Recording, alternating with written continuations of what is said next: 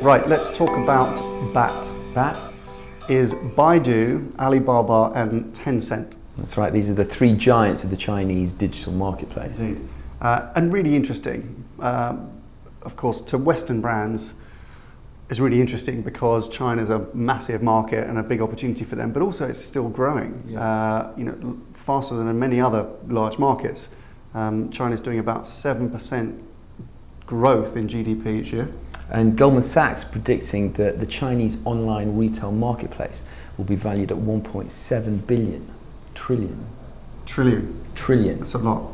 By 2020. Indeed.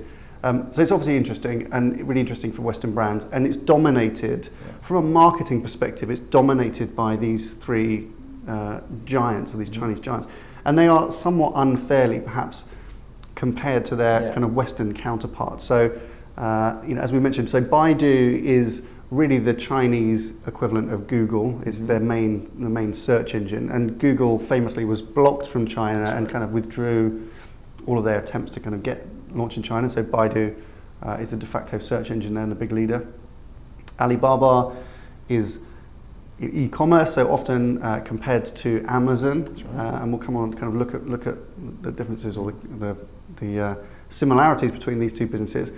And then the other big player, which actually the biggest player, is Tencent, which is a kind of multidiscipline business, which we'll come on and talk about. Their kind of integrated offer, but they're probably the most similar in some ways to Facebook, I suppose. So those are the kind of big three players. So if we compare their respective revenues and you take out of the mix Amazon, Google, which are right out there, who's just dominate everything. Huge. But in comparison to Facebook, these three operators are pretty close. Bear in mind, they come from just one marketplace. So let's think about these businesses. Tencent is really the big one. Dominates from a revenue perspective. It's a fascinating business because it's multidisciplinary, and perhaps it's been able to grow so much because in China there's been relatively little competition, perhaps to them. But what they've built is phenomenal. It's a mixture of all kinds of different businesses. Its main product is WeChat, which is a bit like WhatsApp. It's a kind of chat app. But interestingly, it's integrated with lots of other Tencent businesses. So Tencent also run one of China's largest payment gateways, so there's like the PayPal, they have some e-commerce function, they do, it's a social network, they provide entertainment and music labels and all kinds of different bits and pieces. They build phones, hardware, so they've kind of got the whole thing all wrapped up. They provide all the data usage and things like that. So Tencent as a business is amazing because it's integrated a kind of frictionless user experience, which is quite interesting for marketers as well, because it's a seamless marketing experience as well. It's a one-stop shop. I mean, you could go there and do all of your kind of transactions. Indeed. Alibaba's another fantastically interesting business. They actually have they do more transactions than Amazon and eBay combined. It's astonishing, and they're about to have their Singles Day on Saturday. And if you can compare the revenues that they generate on their Singles Day, which is about 17 billion, versus Prime Day, which is Amazon's day, which is $1 billion, you can see the difference in the scale. It's just enormous. It is. Singles Day is brilliant because it came out of a university, and it's literally Singles Day. So the idea was that it's a celebration of people that are single, and then it kind of, a bit like Black Friday, got kind of taken over by retailers, and now really it's so associated with Alibaba. It's been a brilliant piece of marketing, and it happens on the 11th of November each year. The 1111 represents singles, apparently, that's what we learnt.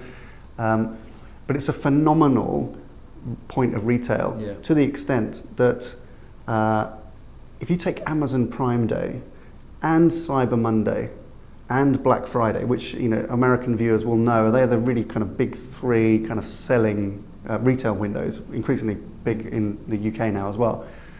You add all that up in dollar terms, it's less than half the revenue that Alibaba, or sales that Alibaba drive in that one single day, Singles Day. That's a lot of cardboard and tape. I think they get through on that one day. So in terms of users, though, not just revenue, how do these businesses compare? Well, let's just focus on Tencent. I mean, they have almost 1 billion monthly users, essentially just from China. Yeah. So room to grow. You imagine in that. If you think, I mean, we spoke, I think, a few weeks ago about Facebook now having broken through 2 billion monthly average users. You know, and there's talk about them reaching somewhat saturation. I mean, they've got to kind of really fight and dig out the next billion. You know, and that's a global proposition.